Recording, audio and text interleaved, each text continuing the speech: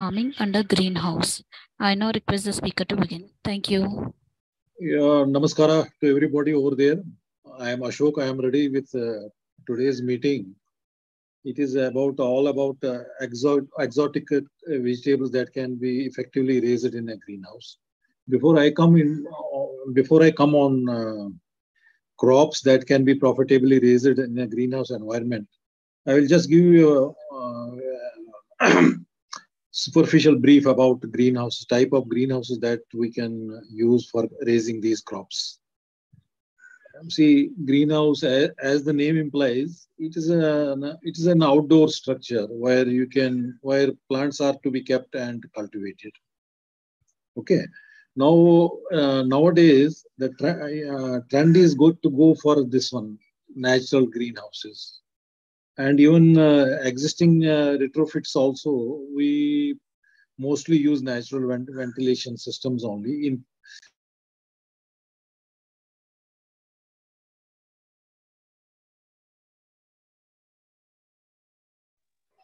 Hello, audible, madam? Yes, you are audible. Yeah, yeah. See, basically, it is all about this one environmental control, how best you can effect ventilation. Ventilation. Hello, Yes, Mr. hello. Ashok. Yeah, okay, okay, okay. See, environmental control is basically affected by either by natural ventilation or by forced operative cooling. So, in natural ventilation, all you require to do, you require to provide side ventilation as well as roof ventilation, and effectively roof side vent area should be equal to the roof vent area, and normally it is worked worked out like you take 15 to 20% of the floor area, and you can work out that your this one that will determine how much height of your side vents or gable ends for that matter is. Natural ventilation, there is no running cost involved, and that's why it is preferred form of a greenhouse. I mean, because there are no running costs involved here. Apart, okay. Now, what happens here also? You see, the all natural greenhouses. I mean, naturally ventilated greenhouses. They are based on the principle that heat can be removed from the greenhouse due to pressure difference created by wind and temperature gradients. So wind is main this thing driving force to affect natural ventilation. Normally 1 mile per, I mean 1 mmPH, it is fair enough to affect that natural ventilation. Additionally, there is a buoyancy effect. That is the effect of when air gets warmed, it rises because it becomes light.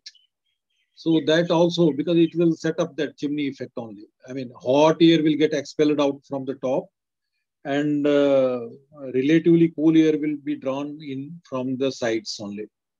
Now, there are greenhouses or there are situations where you don't have side vents. In that case, you have to go for roof ventilation alone.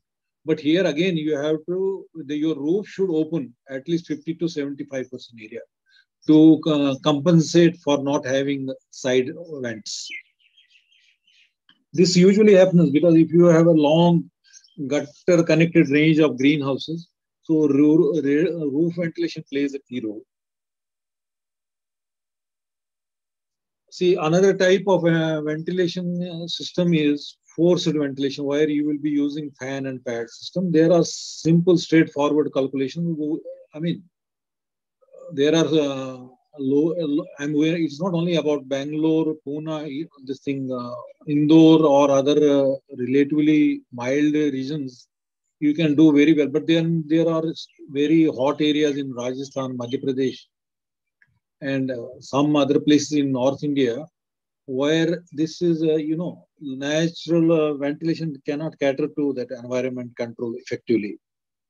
So in that case, you have to go for this fan and pad system only. The designing is done like this. You have to expel 1 cubic feet volume of entire greenhouse volume of air in a minute. And based on that, you will choose fans because they have that air delivery ratings only. Once you choose the fans, you will install them. They are evenly spaced just to expel out 1 cubic feet volume of air in a minute. Again, pad area is similarly calculated because this much air is required, this much cubic feet volume of air is required. Then you will be dividing it by a factor, say 250 or 350, depending upon the thickness of cellulose pads. That will give you the pad area. Then next is what is the span of your greenhouse? You divide that by that, and you will get pad height. These are simple, straightforward things only. Not much. Everything is documented only. And you see now coming back to again quickly to natural ventilation.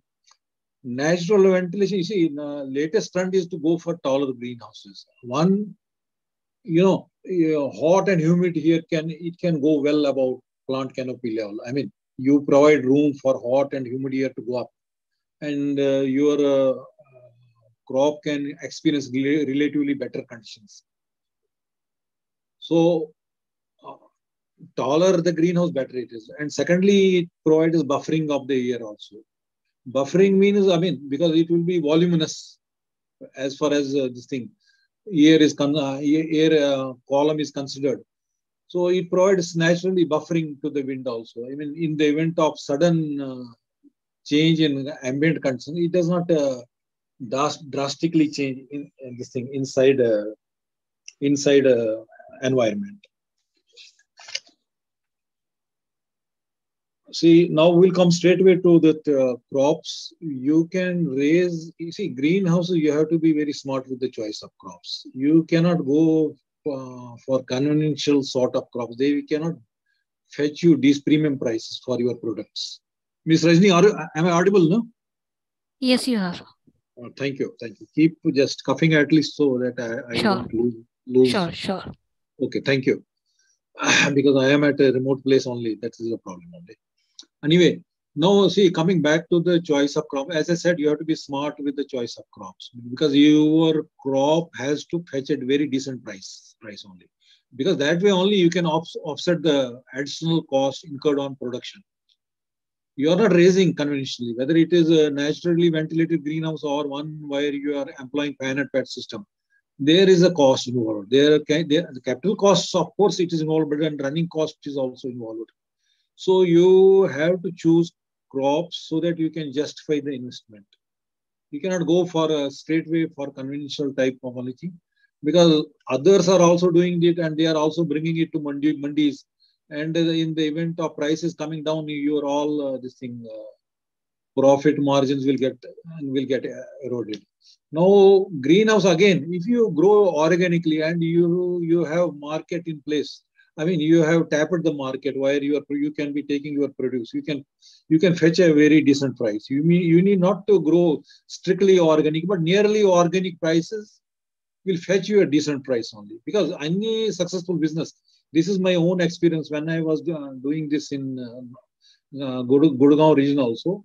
It's like a repeat business only. Your products will be consumed, they will be tasted, and if the end user is happy, he will come back to you. I mean, you develop a brand and they will come to you again and again for this thing.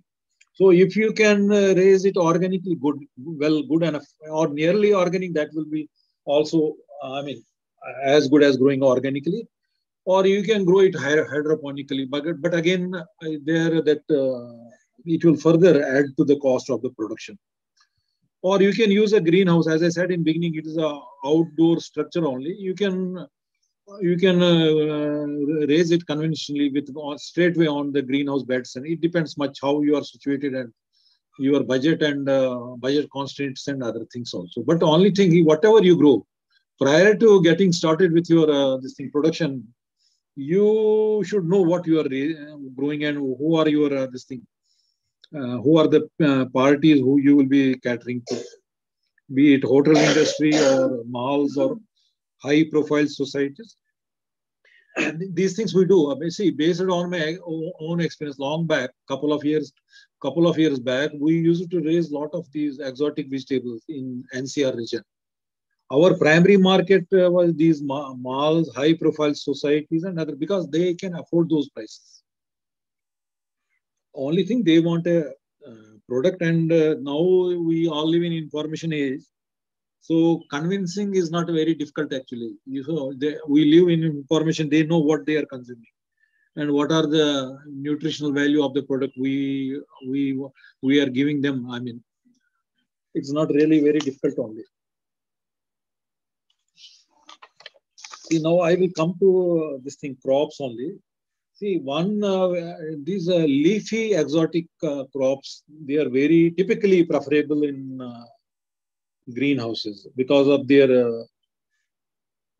I mean, they are small and they are short durational in nature. I mean, you can, unlike in the open here, you can take the case of lettuce or bok choy, or take the case of kale. They are all exotic crops only. They are loaded with antioxidants and vitamin A, vitamin C, vitamin K, range of B6s, and apart from other things also, minerals. Yes, and then they are low in calories, sugar, and fat, but at the same time, good water content and fiber. So they are preferred here also. I mean, people are conscious. I mean, they don't want to suffer obesity of any kind. So it moves very well. Apart from these leafy types, then mostly, I mean, you can take 10 cycles. If you are operating greenhouses throughout the year, you can grow it right from August to April. You won't have any major issues. May, June, and partly some July, 15 July. These are some challenging times, but with experience, we can manage it. So it is a year-round business. Exotic crops, when we come to exotic, it's a year-round business in greenhouses. We cannot afford to shut down greenhouses, I mean, in for a couple of months or it's a only thing. You have to be smart with the selection and varieties. You will be able to address issues like bolting and other undesirable phenomena associated with high temperature. But essentially, these all exotic crops, they are very popular in cold temperate regions of the year. Essentially, cool weather crops only. Apart from these leafy vegetables, then we have cherry tomato, colored capsicum, and cucumber. These are the three crops based on my own experience. There is an evergreen demand for them. Be it winter season or rainy season, people need these things. There is no, I mean, you don't have this thing. You don't have to face problem anything. Now coming back to exotic crops, why so much emphasis on exotic crops in a greenhouse? As I said, they are short, they are small, they are short durational, so we can have n number of crop cycles in order to generate better profits.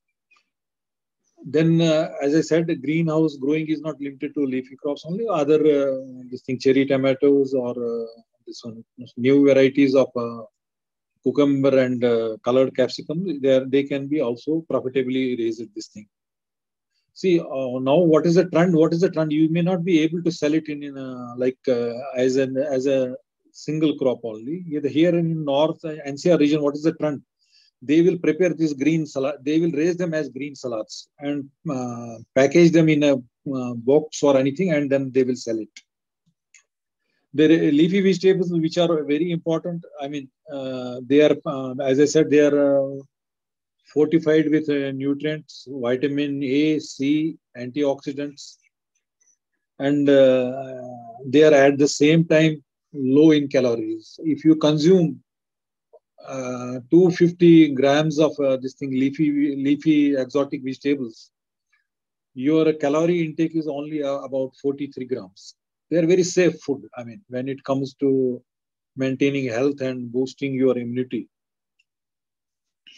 So, eating a rich diet in leafy greens, it offers numerous health benefits.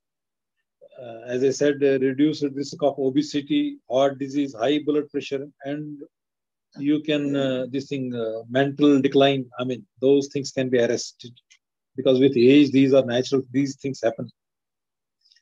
And these crops are also rich in vitamin K. That is very good for bone health also.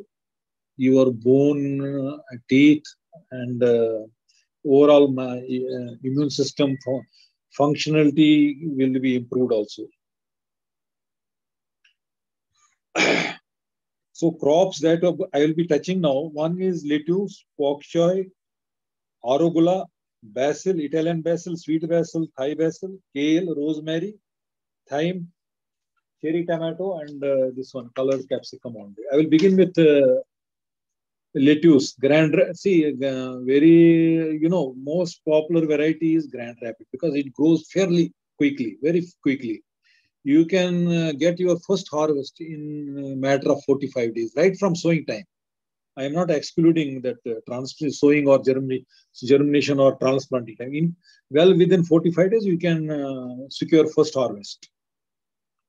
And most important varieties are Grand Rapid, Lolo Rosso, Iceberg, Romaine, and there are many more varieties also.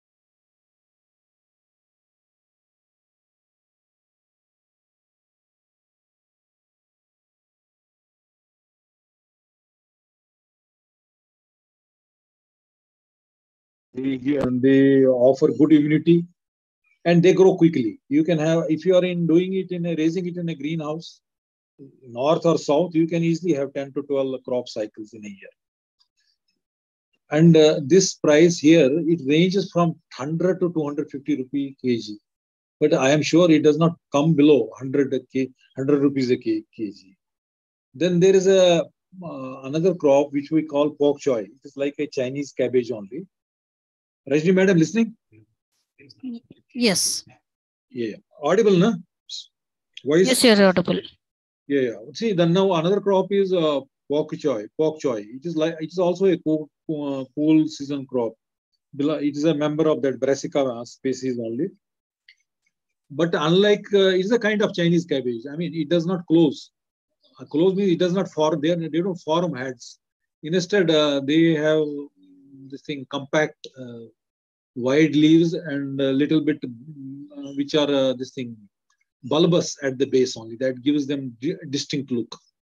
But they are very, very good. I mean, they are rich in antioxidants, vitamin A, vitamin C, and it is rich in that selenium. It is a substance that can keep a lot of cancers at bay. If we are regular consumer of this thing, that it is one you can guarantee against this malignancy and other problems. Then one more crop is kale only. Kale. You have purple or green kale or black kale only. It is very rich in vitamin K, A, C, and magnesium also. Very good for bone health, as I kept. Skin, bones, immune system functionality. Very good crop to raise. I mean, this also fetches something like 100 to 250 rupees. You can keep a base price 100 rupees a kg, but it will not fall below that also. Then one more is parsley. Parsley, you can favorably compare it with coriander. I mean, look-wise, not that it is same, but it is also, I mean, you can, it will give you this thing, it will keep on giving you yield for about 2 years. And it is also, it takes little more time to get other things. These exotics germinate within a week or so. But this parsley, it takes only 21 days to get seed germination. Thereafter, it picks up. And right after 30 or 40 days, you can prune it a bit, that it will become bushy. And you don't allow it to grow very big and other things, because then it will become less flavorful. But it is also good for building bones, bone health, vitamin K, very rare, and it's good for building proteins in the body also. Then this is another is very basil, very expensive. It is 300 rupees a kg. I have not personally seen anything more strongly aromatic than this basil. This is known Italian basil. It gives the this thing. A wrong notion that it is Italian. It is Indian in origin, but then it became very popular in Italy and it came to be named as It can go well with pasta or idli or whatever way, or sambar or anything. It is a culinary herb and it is also used for this thing, flavoring dishes. Good for, oh, this is one thing, because at COVID time, this is one herb which is very good for liver, lungs, and for controlling your cholesterol level.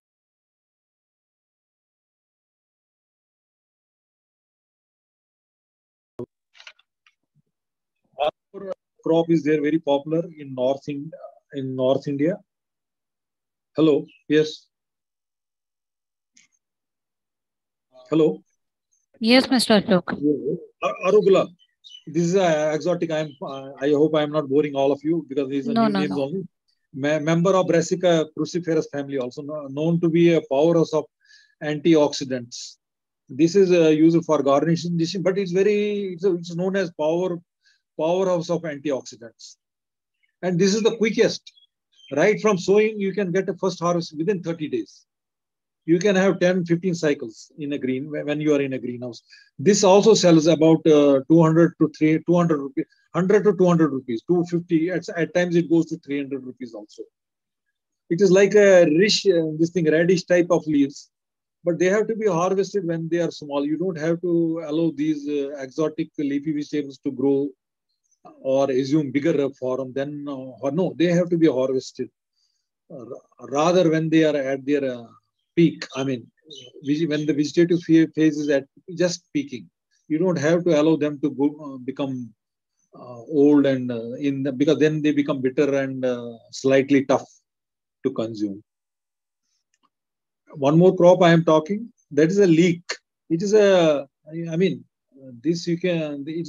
It is pungency is subtle compared to it is distant compared to its cousins like onion or garlic. It belongs to same family only. But this is a subtler form when it comes to the pungency also. This is also rich in low in calories, but very high in magnesium. Vitamin A, vitamin K, and C is good for immunity, and at the same time, it gives that pungent hit, which you can. The leaf sheaths are harvested for this thing. They give that impression. It is sometimes erroneously sometimes mistaken as a stalk, but those are leaf sheets only. Here duration it can be 120-day crop only. You can some varieties they will can be harvested early, or it depends at what stage you want to harvest also. Then there are two this thing perennial herbs I will talk about. One is rosemary. It is a perennial herb, very aromatic, very good for this thing fighting insomnia and building immune system. Rich in oxygen. Every part is used: stem, leaves, flowers. But usually you can, while harvesting, just remove 1/3 of the branch so that it rejuvenates back in just matter of few weeks also. Then one more this thing perennial herb is there that is known as thyme. It has got that lemon-like taste also. It can both of them they can withstand deep freezing temperatures also. As I said, this is also culinary herb and use it as well as for this thing flavoring dishes. Rich in vitamin C. See, important thing is this is diuretic herb. Diuretic. Normally, it keeps your heart very strong. I mean, this is very good at for your heart health. Thyme herb. And although what is the trend in North India also, this here this goes with salad box. It will have a mix of lettuce leaves, kale leaves, then arugula, then basil, preferably Italian basil, not thyme, or because this is more fragrant, and then this will have little bit of rosemary and thyme also. Mint, you know all very well. It is like you can compare it with that. It is a warm weather crop, but you see, in North India, winter it takes a hit. But when you are in greenhouse, it is a year-round business. Okay, I stop here. Now I think we can devote rest of the time for questions on greenhouse types that can be this thing used, or crops for that matter.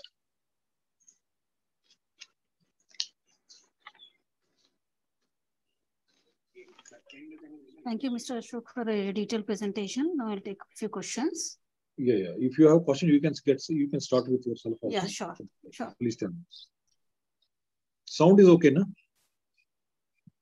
Yeah, sound is fine. Sound Okay. is fine. Okay, you start. Just you can raise a Yeah, question, yeah. then we will pass it to others also.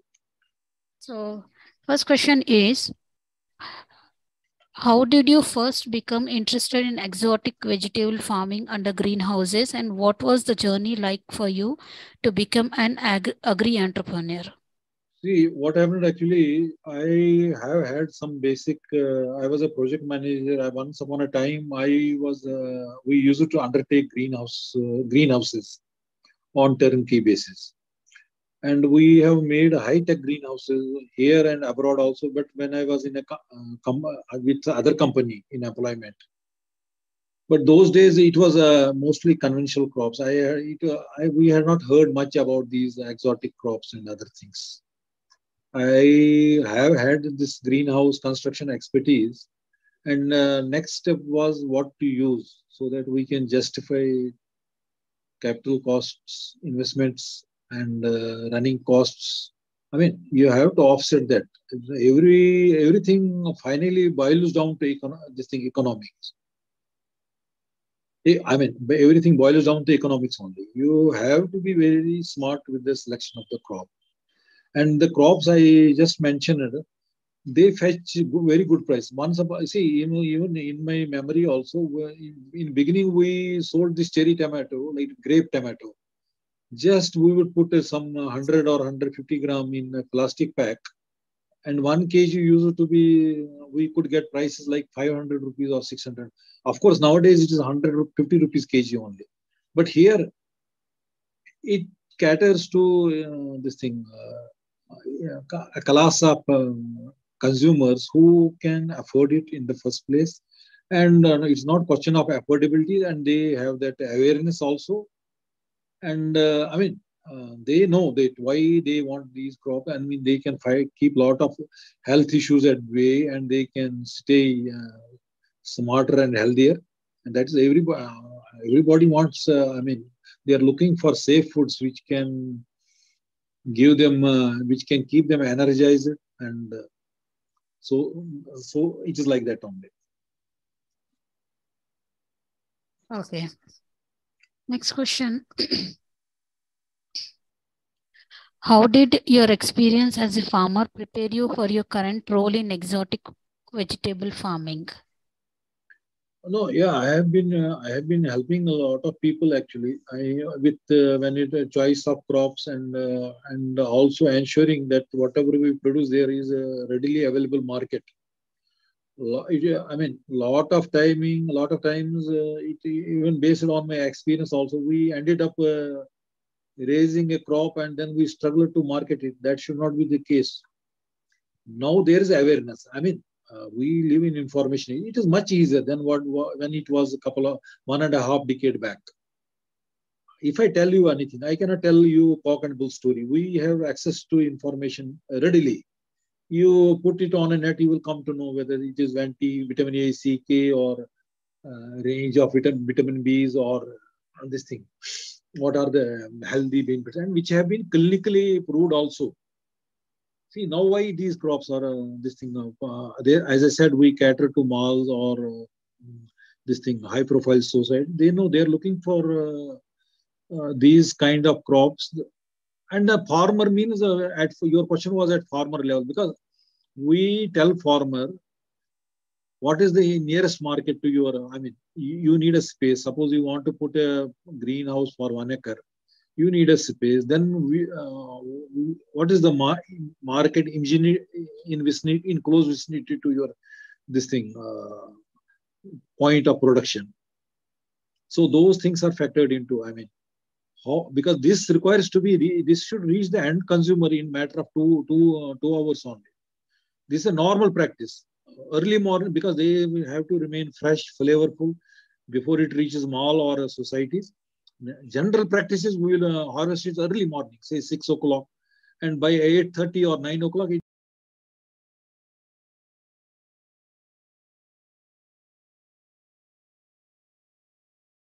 I mean, there can are situations and there were issues, but these products can be refrigerated for 4, 5, or 7 days also. That's not an issue.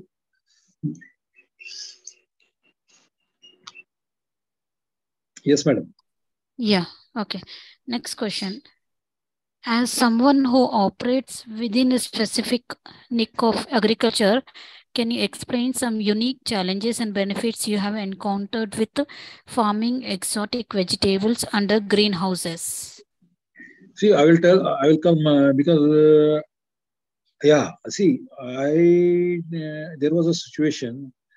Farmer could not afford this pan and pad type of greenhouse because it costs more to build. So the cheaper option was to go for fan and pad system. I told him go for crops which are tolerant of that temperature. Okay. See, like your Italian basil or some lettuce varieties, even bok choy also. So don't go for something which are very delicate. I mean, you in low profile greenhouses, passive greenhouses, you have to control temperature with shading only.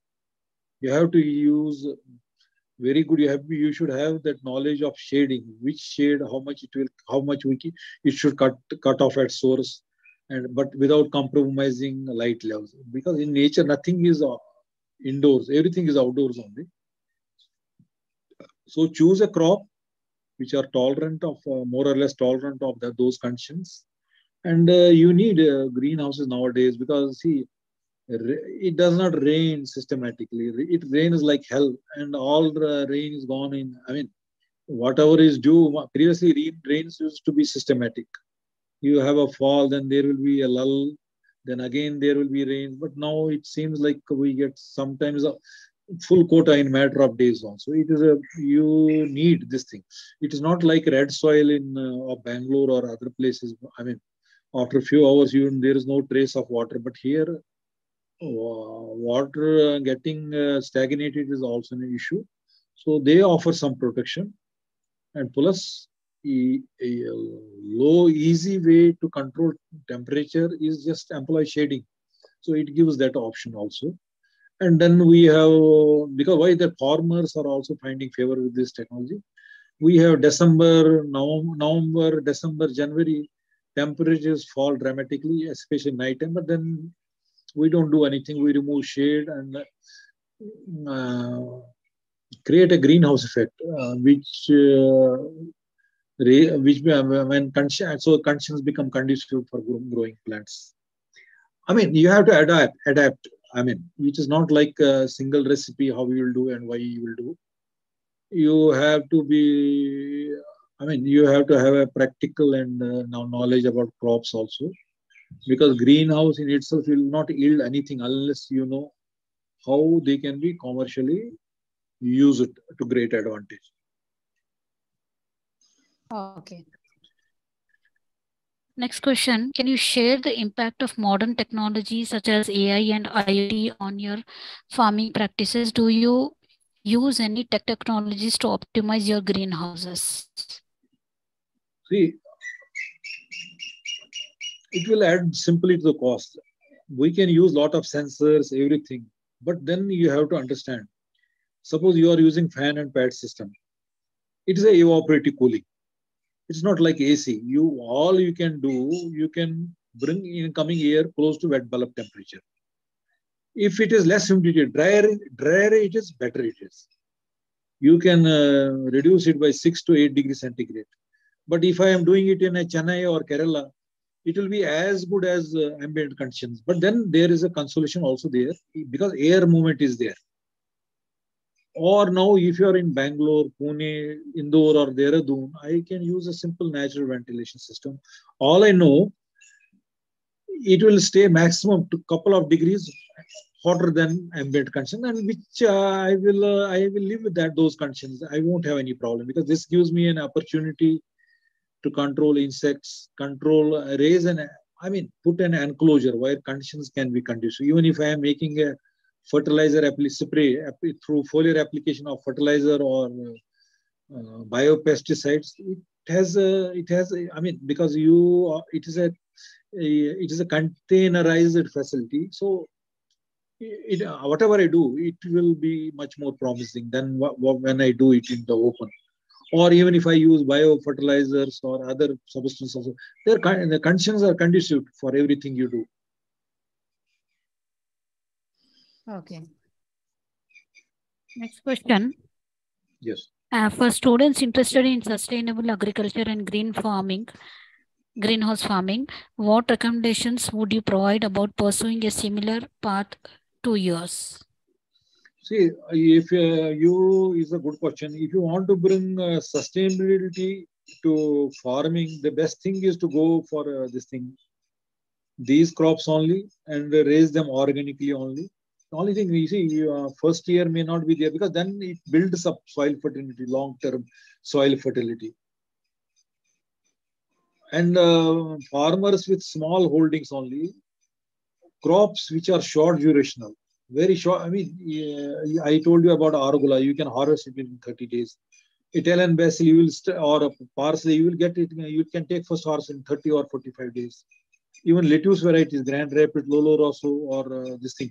The first harvest, you can take it in 45 days. It is like a factory, like apple. Go, and then if you remove outer leaves only, then it will start. You can take 2-3 more harvests. Keep your production cost down. Keep your production cost. If you want to keep your production cost down, then go for this natural ventilated greenhouses. But if the acreage is big, like there are no budget is not a constant or this thing, then the bigger the better. You can have an acre or 2 acre with fan pad system. But again, depending on situation, if you are in this thing Rajasthan or Jaipur, where I am currently today, in summer we may require those things. But if we are in places which are relatively mild, so why to have that running costs as an additional burden? These are crops. Your question was this thing sustainable. Sustainable means anything which can fetch you a premium price. For that, you have to do some marketing in beginning. So you have to know whom you are taking this produce, and you have to have a face-to-face chat with them and tell them convincingly, looking into their eyes, we are not here to cheat anybody. We are here. I am a grower, and it's a win-win situation for both parties. We are selling you nearly organic products, which are very good for boosting your immunity, and it has additional benefits. You can. Well, as I said, I have spelled just them now. Only thing is, the awareness is when you raise, but just to keep you interested in your enterprise, you have to adjust some marketing. You should not land up in some kind of quagmire. You grow something and then you cannot sell it. Then it is frustrating, and it will not be. It will put a dampener on his moral or her moral. Okay. We have just a couple of more questions. Yeah, please do. Yeah, from a student's perspective, can you please suggest some books, courses, or other resources that can help deepen one's understanding of greenhouse farming and exotic vegetables? Yeah, I will. I don't want to hazard a guess and make a mistake. I will check and then I will send you through mail. I will send you a mail on that books and other things. Sure.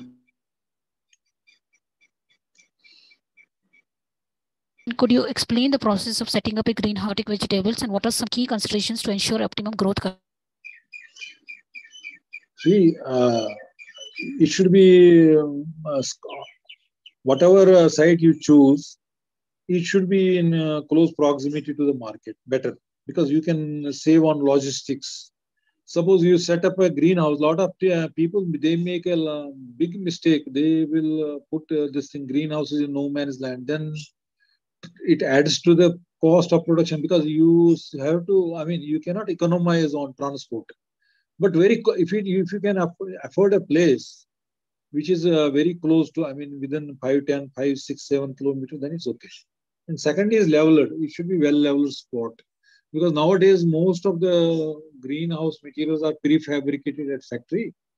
And the only assembling and some concrete works are done at site. So ensure that even if you are going to use same soil, ensure it is a fertile, because after all you are investing on greenhouses. So ensure that land chosen is fertile. Okay, then another consideration is it has to have a water and electrical input facilities. And second, and one more, last but not the least, these are physical resources. Labor should be available also, because it is not like conventional agriculture. It is, after all, intensive agriculture. Once you set up greenhouses and you are in business of exotics, it is not one-off event. Daily you will be sowing, daily you will be harvesting, daily you will be transplanting. All activities go every day. Suppose we had when I had a greenhouse on a 1 acre, our job, daily we would harvest about 100 kgs. Daily crops will be sown, daily seeds will be sown, and daily some transplanting will be done. So, I mean, labor availability is key to this thing, success. As I said, it should be leveled, fertile, and have that electrical and water input, which is basic. I mean, there is no need to tell them, but then I don't want to leave anything to chance. Those are consideration, and better, it should be in close proximity to market or roads. I mean, through which so that you can transport your goods with ease.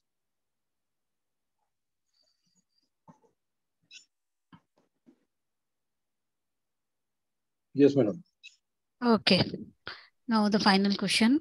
How do you stay updated about the latest trends and developments in the field of exotic vegetable farming? Any conferences, journals, or networks you would suggest? No, regularly we will browse that net only. See, a lot of crops in India which were not indigenous. Take the case of tomato, or take the case of broccoli. Take the case of these now lettuce. Even if you remember in your childhood, I'm sure even in your college days, you have not heard about lettuce and other things. Am I right or not?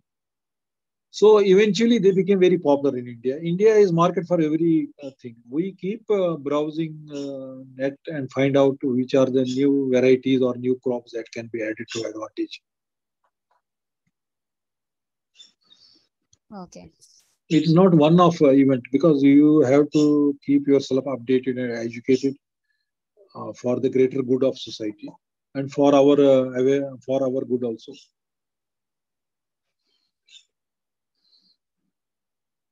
Okay, Mr. Ashok, I don't see any more questions from our participants. So now we have come to end of question round. On behalf of agricultureinformation.com, we like to thank you for the detailed presentation and answering all the questions. And we also like to thank all the participants for joining this meeting. The meeting will now be closed. Thank you, madam. You're most welcome, sir. Thank you. Thank you.